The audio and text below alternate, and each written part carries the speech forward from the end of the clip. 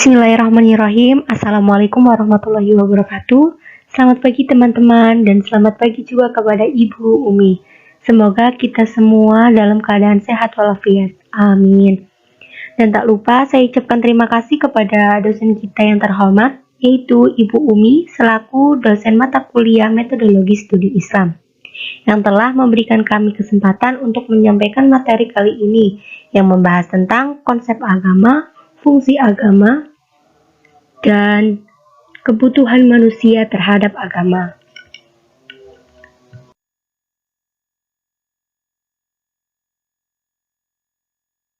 Sebelum kita mempresentasikan materi hari ini, saya akan perkenalkan terlebih dahulu anggota kelompok kami. Yang pertama ada Ainun Indah Sundari, kedua Nila Saroya Putri, yang ketiga Apri Yuliana, saya sendiri, yang keempat Eliana Abitri. Untuk presentasi materi nanti akan dijelaskan secara berurutan dari saya, Apri, kemudian Eliana, ketiga Ocha, dan yang terakhir oleh Ainun.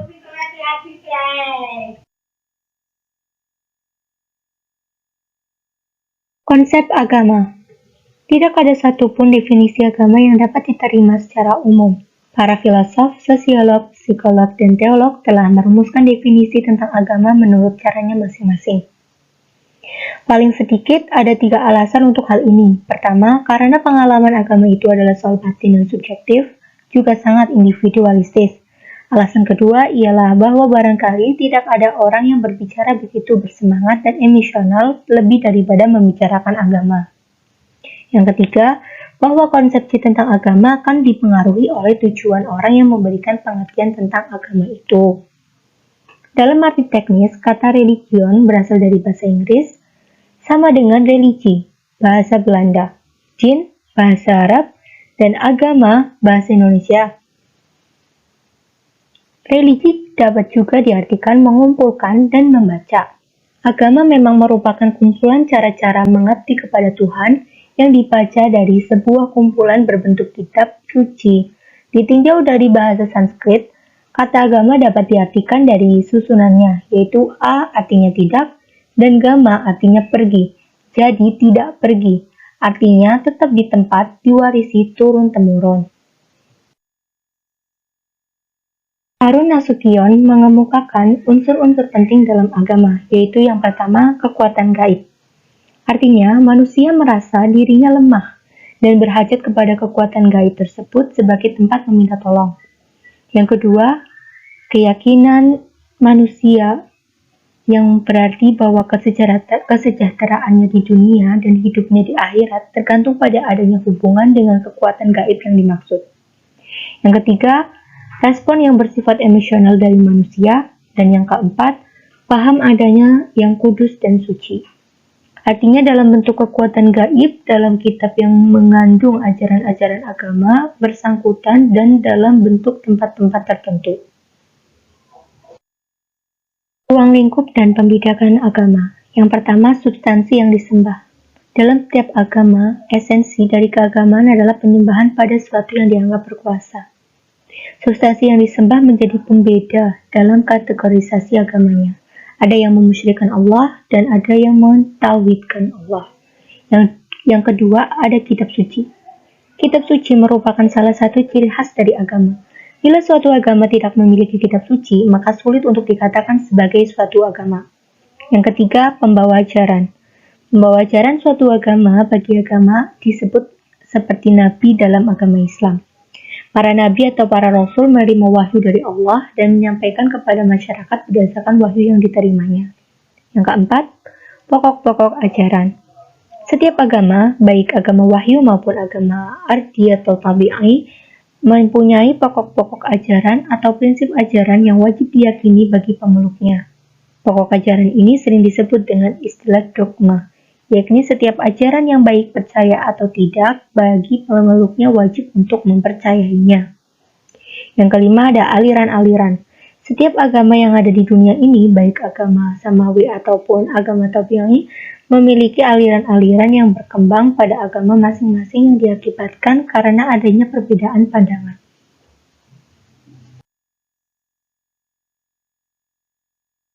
Pembidangan 1.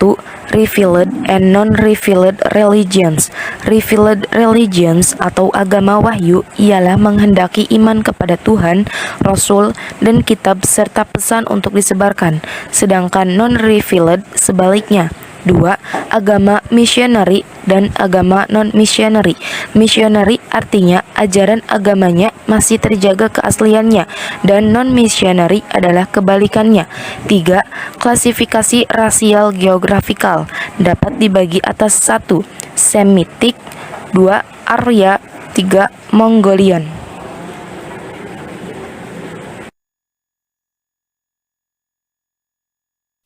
Pemeluk agama lain dalam Islam digolongkan menjadi 4, yakni 1. Golongan ahli zimat, yaitu golongan yang mendapat jaminan Tuhan dalam hak dan hukum negara. 2. Golongan musta'man, yaitu pemeluk agama lain yang minta perlindungan keselamatan jiwa dan hartanya. 3. Golongan mu'ahad, yaitu golongan yang mengadakan perjanjian dengan orang Islam baik disertai tolong-menolong, bela-membela atau tidak. 4. Golongan harbi, yaitu golongan yang mengganggu keamanan dan ketertiban.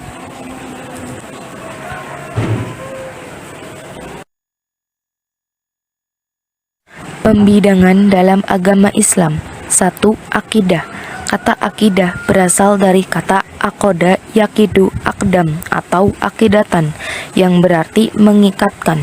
Sedangkan secara istilah akidah sering disamakan dengan pengertian keimanan. 2. Syariah. Syariah adalah kumpulan norma hukum yang merupakan hasil dari tasyri.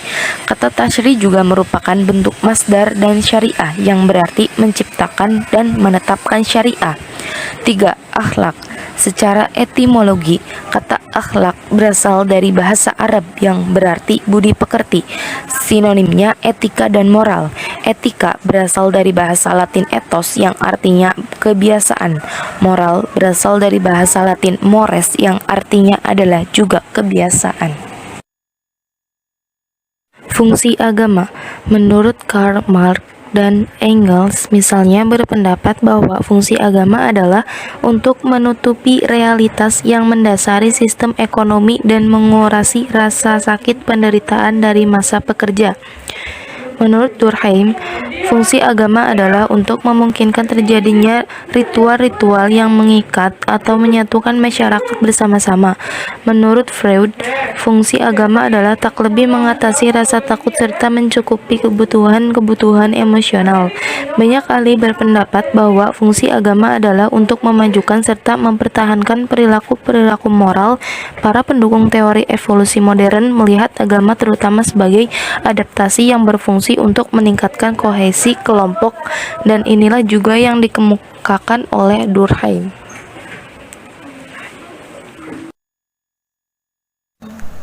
Philip Goldberg merangkum fungsi agama sebagai berikut.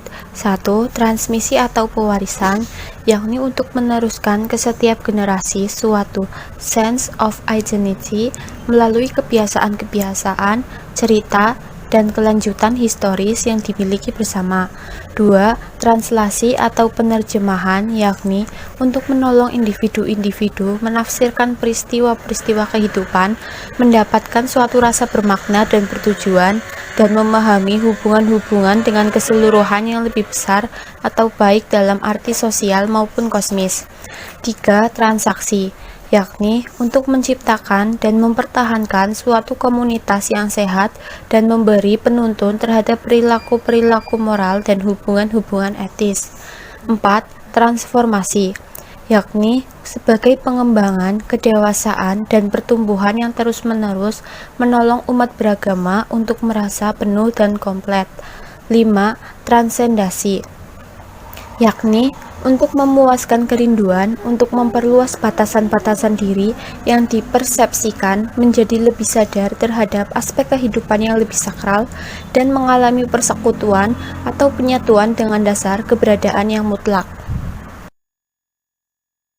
10 fungsi agama menurut para ahli. 1.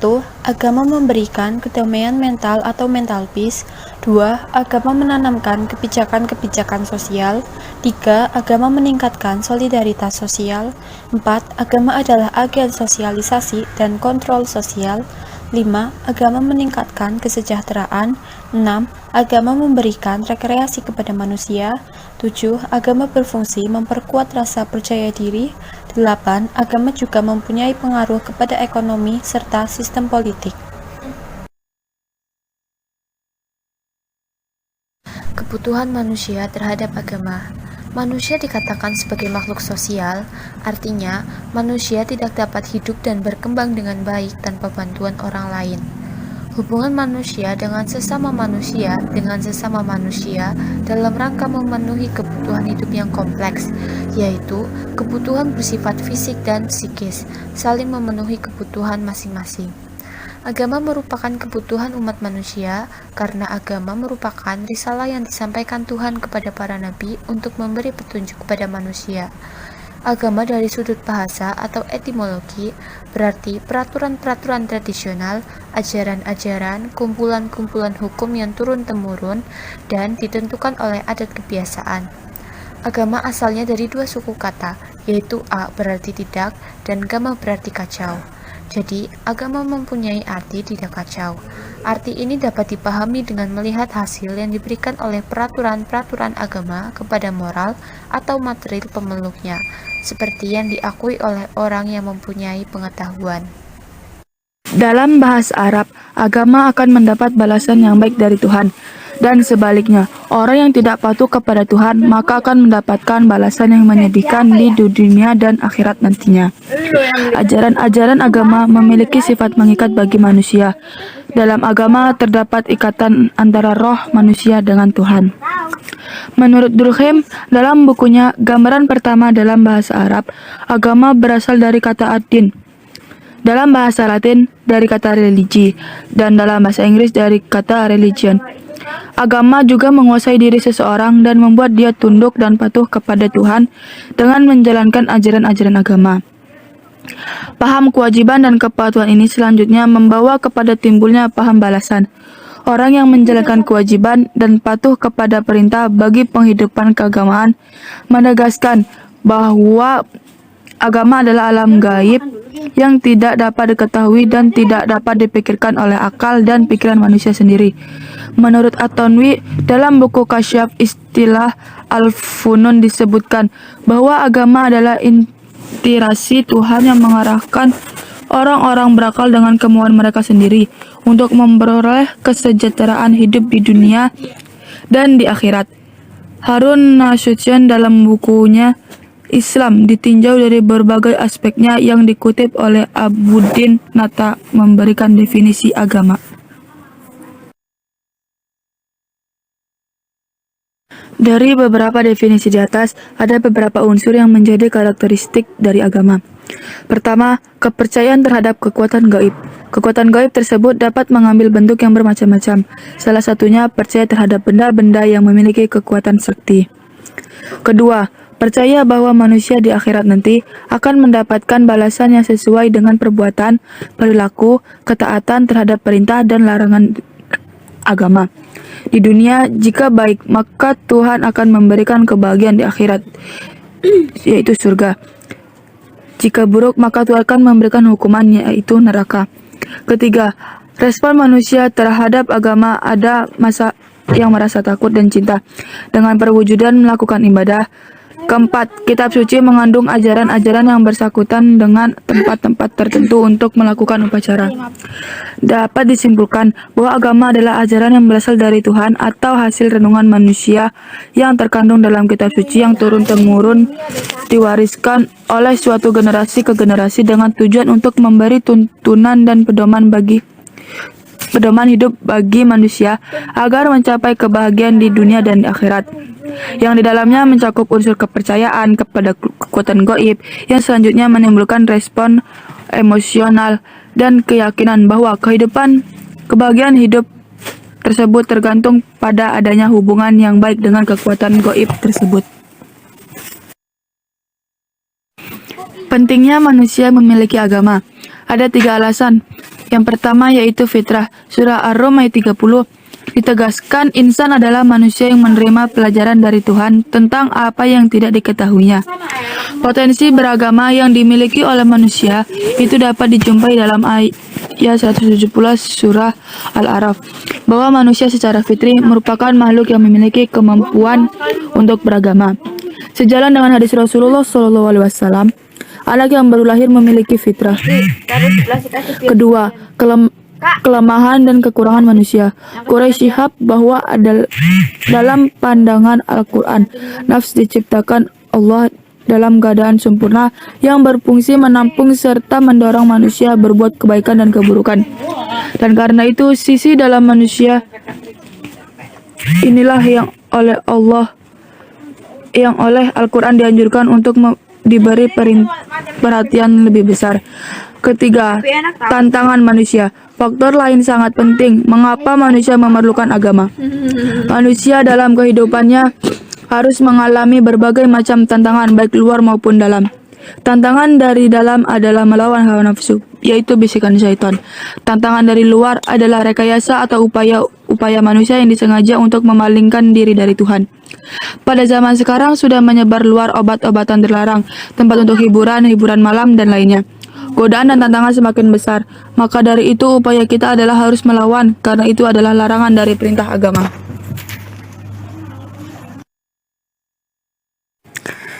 Jadi kesimpulannya adalah agama merupakan suatu bentuk keyakinan manusia terhadap sesuatu yang bersifat adikrodati atau supernatural.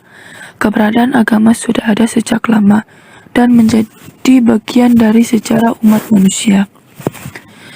Agama memiliki ruang lingkup yang sangat luas dalam kehidupan dan tidak hanya sekedar memberi petunjuk untuk kehidupan di akhirat.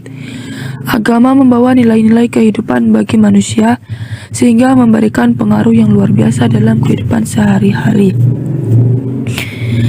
Peran agama dalam kehidupan individu berfungsi sebagai suatu sistem nilai yang memuat norma-norma tertentu. Agama berpengaruh sebagai motivasi dalam mendorong individu untuk melakukan suatu aktivitas. Karena perbuatan yang dilakukan dengan latar belakang keyakinan, agama dinilai mempunyai unsur kesucian serta ketaatan. Agama dalam kehidupan individu juga berfungsi sebagai 1. Sumber nilai dalam menjaga kesusilaan. 2. Sebagai sarana untuk mengatasi frustasi. 3. Sebagai sarana untuk memuaskan keinginan tahuan. Selanjutnya berkenan dengan fungsi agama dalam kehidupan masyarakat. Dari Jakarta ke Sukabumi, malam hari baru berangkat. Demikian presentasi dari kami, semoga bermanfaat. Sekian dan terima kasih. Jika ada pertanyaan, bisa ditinggalkan di kolom komentar. Jangan lupa like, share, dan subscribe ya guys. Bye-bye. Wassalamualaikum warahmatullahi wabarakatuh.